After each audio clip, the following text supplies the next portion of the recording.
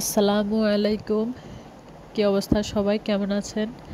আশা করি সবাই ভালো আছেন, সুস্থ আছেন। তো আসলে আমি বেশ একটা ভালো নেই। আমার কথা শুনে হয়তো বুঝতে পারবেন, অনেক বেশি ঠান্ডা লাগছে। আসলে অতিরিক্ত ঠান্ডাই লাগছে, ঠান্ডা, জ্বর, সর্দি। আমার হাজব্যান্ডেরও ঠান্ডা লাগছে, আমারও ঠান্ডা লাগছে আর কি। তো গতকালকে কথা বলার মতো অবস্থাই ছিল না, তো সেজন্য আর কি ভিডিও দিতে পারি নাই। তো যাই হোক, এখানে আর কি হালকা পাতলা একটু বাজার আনছে পাট শাক। আসলে আমার হাজব্যান্ড শাশুড়ি পাট শাকটা খুব পছন্দ করে। আর তো কয়েকদিন আগে ইলিশ মাছ আনছিল, এগুলো এমনিতে ফ্রিজে রেখে দিয়েছিলাম, শুধু আর কি 2টা রান্না করেছিলাম। তো ওইগুলো আর কি নামিয়ে রেখেছি। তো নেমে এগুলো আর কি কেটে বেছে পরিষ্কার করে আর কি ফ্রিজে রাখলাম। আর 2টা আর কি রান্না করার জন্য নিলাম। তো রান্না করবো সেজন্য আর কি একটু লবণ মাখিয়ে রেখে দিলাম।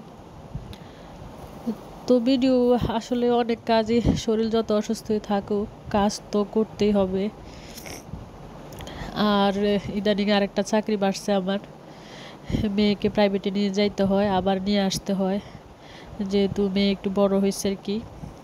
তো ওই রাস্তাটা একটু বেশ একটা ভালো না, তো সেজন্য আর কি নিয়ে যাই 10টার দিকে। আবার হচ্ছে ওইটা হচ্ছে গাড়ির রাস্তা না, সেজন্য একটু সমস্যা হয়ে যাইতেছে। তো আবার নিয়ে আসি আর কি প্রতিদিন। 15 দিনের জন্য আর কি প্রাইভেটটা পড়তেছে। তো দেখাবো কোথায় যাই আর কি পরে। তো যাই হোক, আজকে বেশি ইফতারি বাজবো না, এখানে ডিম চপ আর আলুর চপই বাজবো শুধু। তো আমার হাজব্যান্ড আর কি ডিম চপটা একটু বেশি পছন্দ করে, কথা বলতে অনেক কষ্ট হইতেছে। তো সেই জন্যই আর কি ডিম চপটা এখন প্রতিদিনই দেখা যায় 2-1 দিন পর পরে বানাই। তো এখানে সব কিছু রেডি করে আর কি তারপরে ডিম চপগুলো বানাচ্ছি। তো আজকে বেশি একটা ভালো হয় নাই। এটা আজকের না, এটা গতকালকের। আজকেরটা তো এটা গতকালকে ছাড়ার কথা ছিল, অসুস্থতার জন্য দিতে পারি নাই। তো এগুলো আর কি অন্য দিনের মতো এতটা ভালো হয় নাই, একটু ভেঙে ভেঙে গেছিলো। আসলে কি জানি, পরে আর কি আস্তে আস্তে এগুলো সব কিছু বাজলাম। তো যে যেখান থেকে আমার ভিডিওটি দেখছেন, তো দয়া করে একটা লাইক দিবেন। আসলে অনেক কষ্ট করে তো ভিডিও করি, আসলে নতুন তো সব কিছু ঠিক হচ্ছে না, তো আশা করি আস্তে আস্তে ঠিক হয়ে যাবে। তো আর এখানে লাউ নিয়ে আসছিলাম আর কি গাছের থেকে, অনেকগুলো লাউই হয়েছে। আসলে দিছি, অনেককেই দিছি। আর একটা আর কি নিলাম, ডাল দিয়ে প্রেসার কুকারে বসিয়ে দিয়েছিলাম। পরে আর কি টমেটো দিয়ে পরে আর কি বাগার দিলাম।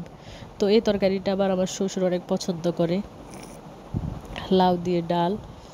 তো রোজার মাস তো ততটা খাওয়া যায় না, তো রান্না করলে দেখা গেছে যে হ্যাঁ, বড় বাসুরের ঘরে দেই একটু, দেবরের ঘরে একটু দেই, মানে দেখা গেছে সবজি রান্না করলেও দেই সবার ঘরেই। আর এখানে ইলিশ মাছ আর কি সরিষা দিয়ে রান্না করব। তো এখানে সরিষাটাও কিন্তু আমি অফ ক্যামেরায় বেটে নিয়েছি, দয়া করে প্লিজ কেউ কিছু মনে করবেন না।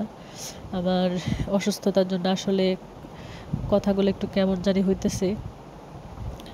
তো সবগুলা সরিষা বাটা নিলাম না, এখানে অর্ধেক নিয়েছি আর অর্ধেক আর কি রেখে দিব ফ্রিজে, যেহেতু এটা প্রায় রান্না করি। অর্ধেকই নিয়েছি। তো কালারটা কিন্তু এমনিতে হলুদ আসছে, কিন্তু মোবাইলের কি হলুদ দেখা যায় না, লাইটের আলোতে হয়তো একটু সাদা সাদাই দেখা যাচ্ছে। তো এখানে রান্না বসিয়ে দিয়ে কিন্তু আবার বিকালবেলা হলে দেখা যায় যে রোবটের মতো কাজ করতে হয়, কোনটা রেখে কোনটা করব। তো আমি রান্না বসিয়ে দিয়ে কিন্তু ফল ফ্রুট কাটি। তো মেয়ে কিন্তু বিকালে বাসায় থাকে না, প্রাইভেটে যায় অনেক দূরে।